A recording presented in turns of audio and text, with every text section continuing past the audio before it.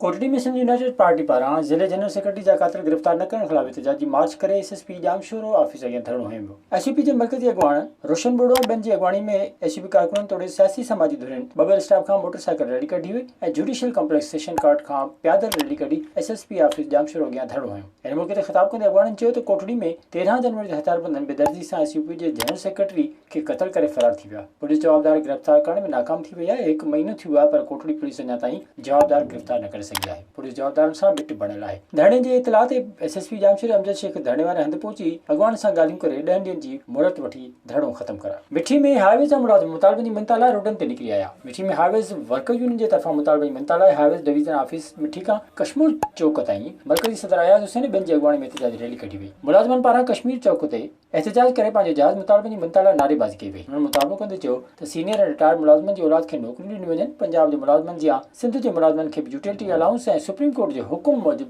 सहूलियतूं ॾेई बेचैनी ख़त्म कई वञे। गौसपुर में 4 ॾींहं अॻु बढाणी पुलिस पारां गिरफ़्तार कयल ॻोठाणे ख़ातिम हुसैन माशी खे मुबैना रिश्वत न ॾियण तां हाफ फ्राई करे ज़ख़्मी कयो वियो, जंहिंखे अस्पताल पहुचायो वियो त पुलिस अस्पताल खे ई सील करे छॾियो। ज़ख़्मी थियल पौरत सहाफ़ियुनि खे ॿुधायो त गुज़िरियल 4 ॾींहंनि खां पुलिस एहलकार खे मुख़्तलिफ़ थाणनि ते रोड़ींदा रहिया आहिनि ऐं मुबैना 4 लाख रिश्वत न ॾियण तां गौसपुर पुलिस हवाले कयो वियो, जिन खेसि हाफ फ्राई करे छॾियो आहे। हुन ॿुधायो त मथस कंहिं बि क़िस्म जो को केस दाख़िल नाहे। हुन एसएसपी जामशोरो डीआईजी लाड़काणी ऐं आईजी सिंध खां मुतालबो कयो त पुलिस ख़िलाफ़ कार्रवाई करे खेसि इंसाफ़ ॾियारियो वञे। विज़िट कयो अवामी आवाज़ मीडिया ग्रुप जी वेबसाइट awamiawaz.pk